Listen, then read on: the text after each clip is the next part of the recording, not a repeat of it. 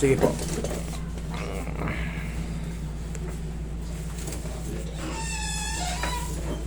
Ano nangyari kay sir? Nagkamayayat si sir. Yan, siguro. Kailan? Ako yung cancer patient. Ano kaya? Napagaling na na po dati. Kaya pala. Galing na siya dati. Bumalik na naman po yung dati. Kailan kayo galing dito? Tignan mo po yung August. video nyo. August pa. August? Oo, ano ba August? Last. Hindi po. Okay. August lang ba yun? Hindi ko alam kung August yun. August. Ano yung hinihinda niya dati? Oo, August. Ano yung hinihinda niya dati? Dito rin po, sir. Yung ganyan. Ngayon, ano yung... Sorry kasi pimain nyo lang ulit ako kasi medyo matagal na eh. Araw-araw maraming tao nito, iba-iba yung ano, kasi hindi ko na kayo mamukhaan eh. Meron po siyang sir, nasopharyngeal carcinoma. Dito po. Oo, okay. Ngayon po, yung dati, masakit yung dito po niya. Ganyan din siya, hindi rin po siya makalakad, hindi siya Ngayon po, nung magpapatsaka po kami, sabi, nerves daw po. Ngayon, nakakalakad na siya. Oo, pero Hindi masakit. nakalakad ako sa after nung ano. Galing dito. Nakakabutok Okay na na ako eh. siya. Okay. Nang galing ka na rito, naayos kita. Panayos po siya. Okay, thank you, Lord. Ngayon, minsan po kasi, hinabol niya po yung anak ko. Kasi umano sa Sumasampa sa motor. Siyempre, signal lang. nabigla ka. Napahayo ko lang akong gano'n, sir. Hmm. Tapos, Pas, yun, medyo inda-inda na niya. Oh, Parang pero daw nakakalakad sumasakit. pa. Alam mo kasi ganito yan, sir. Once, sige, video nyo lang po para may record nyo. Video nyo po para huwag na kayong magtago-tago naman. Hindi pa naka Ganito yan. Naka-video yun dati eh. Ngayon, Sa GC lang namin. doon. Ngayon, balikan lang natin si Sir si Sir kasi cancer patient. Ngayon, inayos ko siya nung August, tama? O, nakakatay ba siya? Hindi. Noon. Noon po, hindi siya nakakalakad ng maayos. Hindi siya After- nakakalakad. sabi ako. Sabi nga, ngayon naayos natin. After siya ng ayos siya. Kailan niya hinabol yung bata na Siguro mga last month yun. last month lang? Okay, sabihin natin November, December ngayon eh. Hindi, mga October siguro. Patapusan siguro. Oo, ng patapusan po. bago- Bagong tapusan. Ngayon, kunti-kunting, hindi mo pinansin, nakala mo wala lang. Kala niya. Parang Sir, ganun. kasi, ano ka eh, nawawala, tapos, nandiyan. Okay. Alam mo kung bakit, idol, mabilis umano. Weak na yung immune system niya. Kaya kung magkaroon man ng konting problema sa loob, nagpapatong-patong agad. Mabilis siyang lumala. Okay? Kasi nga, siyempre, may kondisyon si sir na kakaiba. Ngayon, kita mo natutuyo si sir. Kasi wala rin siyang ganang kumain. Yes, opo. Wala siyang ganang kumakain sa lakas ng gamot na tinitake niya. Kaya ngayon, siyempre yung mga joint niya, nagiging thick, nagiging tight. Yung mga muscle niya tuyo. Kaya pag merong sumakit doon, hindi healthy yung muscle, hindi may flex na maayos, lalong lalala. Lalong lalala. Kaya konting bagay na normal naman natin ginagawa. Uy, huwag ka dyan, pamalaglag ka. Normal na natin ginagawa yun. Munting yumuko ka, normal lang yun.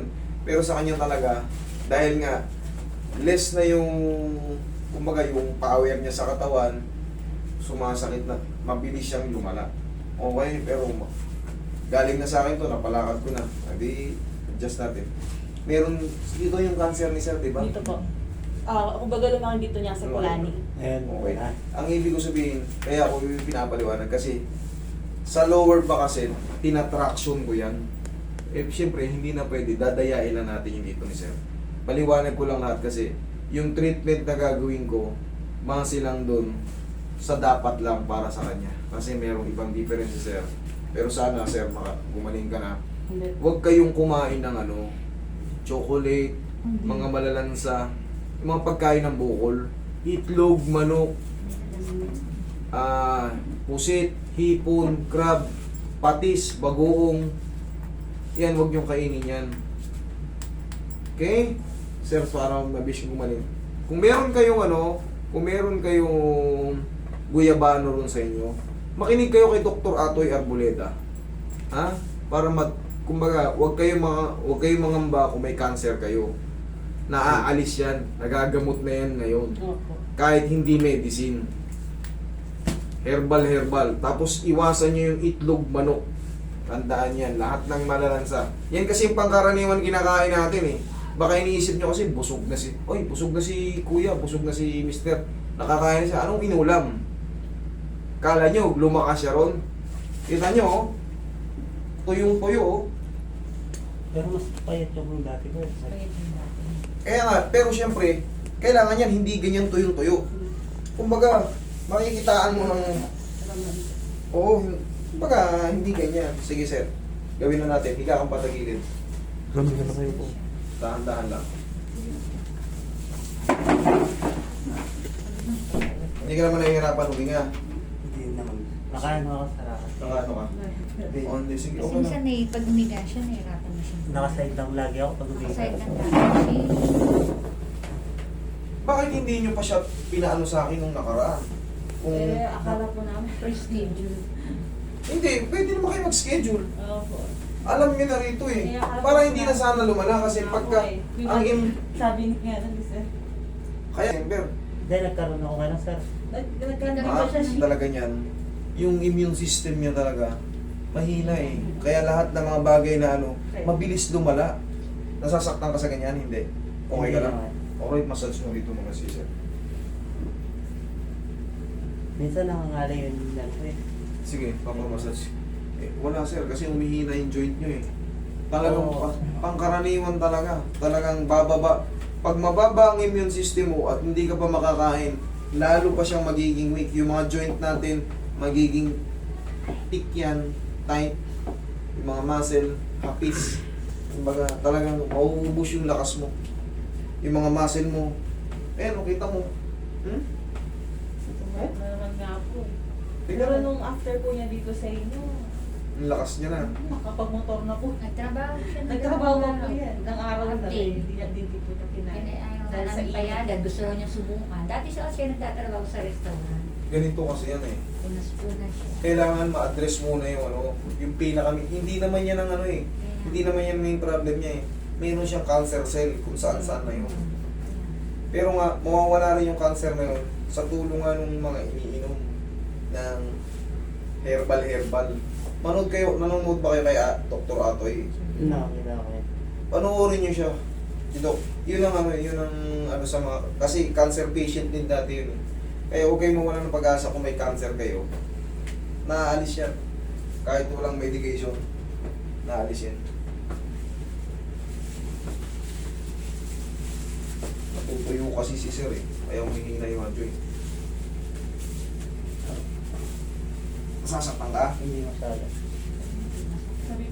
Sabi mo pag masakit. Kasi, papalitan natin yung posisyon. Okay ka lang.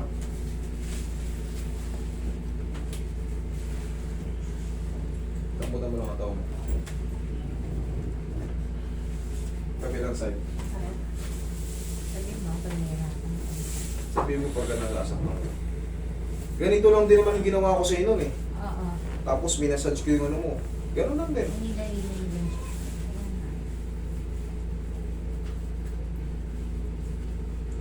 Sa susunod, pagka alam niyong lumakas na siya, tapos nabiglaan na naman siya, Balik na po. tinrabaho niya kasi, pinilit niyang, siyempre, alam mo kasi, yung nadamdamin niya naiintindihan ko eh. Kumbaga ayaw niyang maging pabigan. Gusto niya rin talaga makatulong. Kaso sir, kailangan mo talaga muna magtiis-tiis pa ng konti. Palakasin mo pa muna ng todo. Weak pa eh. Ihaya ka. Nasasaktan ka? Dito lang, sir. Yung ganyan talaga parang sa gabal. Parang sa gabal.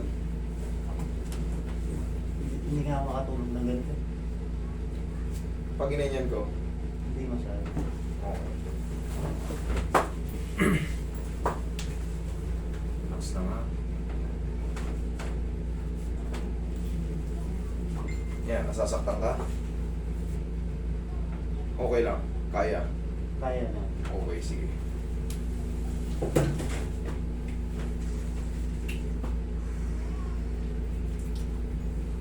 Kahit pa paano, haplosan nyo si sir sa mga joint niya. Mga muscle niya, ganyanin nyo siya ng pau. Pahing pang konting oil. Sige po. Uy.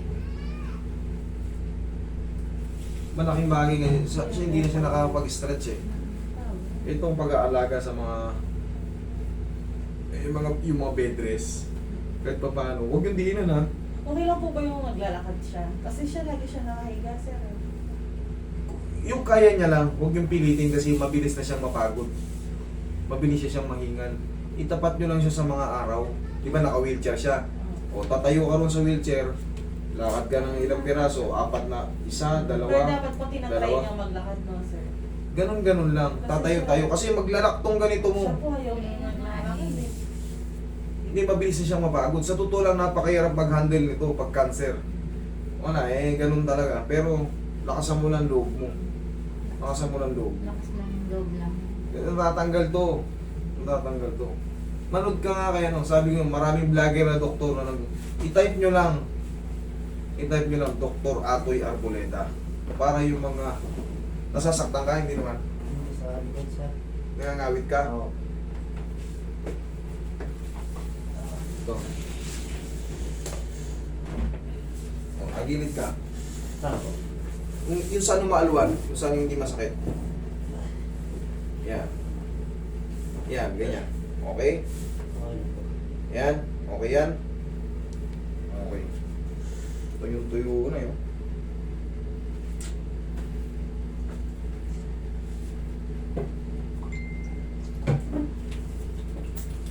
Tsagayin nyo lang kahit pa paano, haplos-haplos yun, tulungan nyo.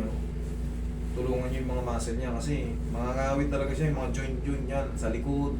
Mangangawit yan kasi na, hindi na nasasapu ng muscle eh. Direct to the bone na yun. Opo. Direct to the bone na, kaya talagang aray, palagi na siyang may masakit-masakit na. Aray, ganun siya palagi. Sa paglalakad, huwag nyo siyang pilitin. Bakit? Kailangan lang, di ba, nasa wheelchair ka. Tatayo-tayo ka rin. Ganun lang, pero yung paglalakad, huwag na. Kung maglalakad ka, balik lang din agad na suko. Kailangan kasi, naiinat din yan kasi mag-i-stock yun. Pag nag-stock up yan, Lalo kang hindi mo na may straight. paangal siya. Yun, paaraw ka madalas. Ha? Nahirapan ka huminga? Hindi naman siya. Okay ka lang? Dito na.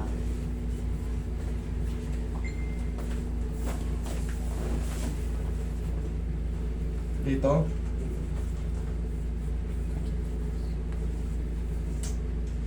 Sige, upo ka, upo ka. Dali ha? Upo ka.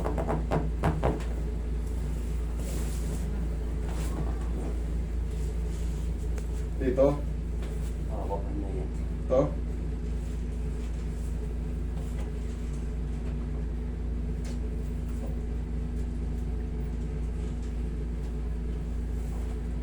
Hanggang saan yung ano niya? Hanggang saan yung may...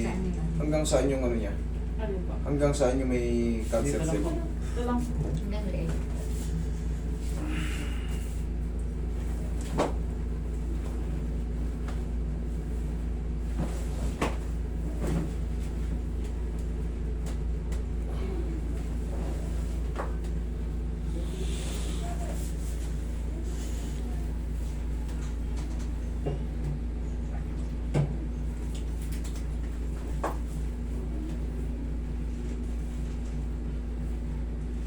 Bumungkol na kasi yung likod niya rito.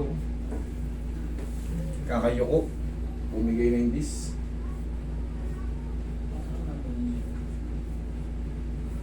Okay ka lang dyan? Okay lang po.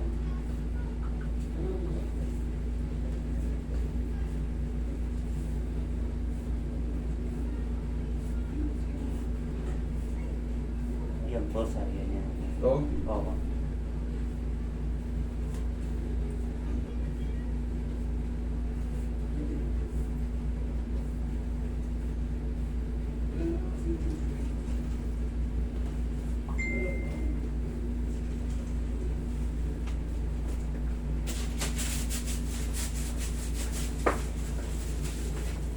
Kaya mo tumayo? Tayo ka.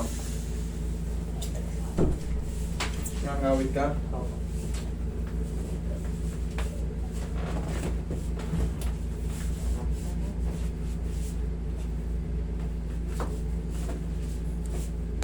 Relax mo lang ha. Okay po.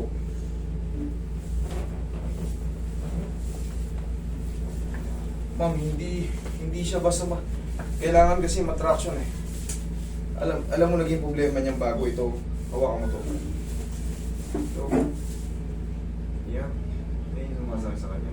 Hawakan mo yung likod mong ganyan, no? Pantay. Hawakan mo yung likod mo. Yan ang naging dahil sa pagpayat niya. Umibigay yung ganito niya naman. Hindi siya sa pangibabaw. Yun ang ano.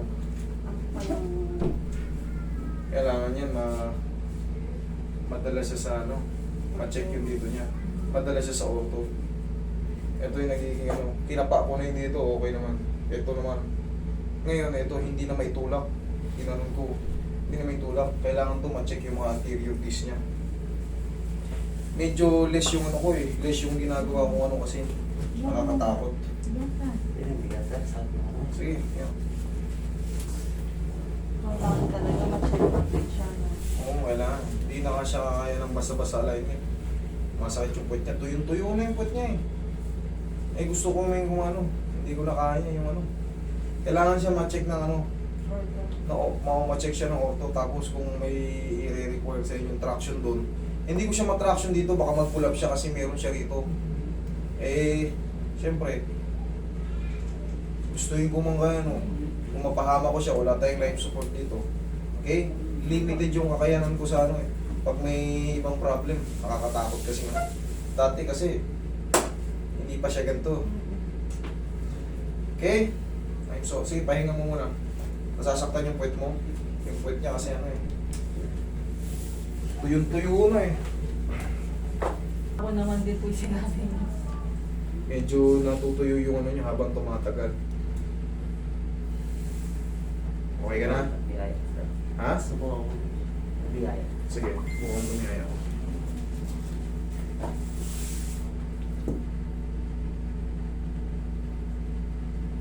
Ito, namamanit ko, sir. Nawala na yung sakit doon? Okay na. Idol, gusto ko mang salansanin ka ng todo kaso nalilimitahan tayo dahil weak na weak yung katawan mo. Weak na weak. Kailangan mo muna makahabol ka sa mga vitamina na ano, makabalik yung mga ano mo. Tapos, yung likod mo, okay naman. Okay naman po. Okay na. Okay, kailangan nyo makabalik muna ng ano, Opo. sa mga foods muna. Una Yung sabi ko sa'yo, manood ka kay Dr. Atoy Arboleda. Dayain ka muna sa foods.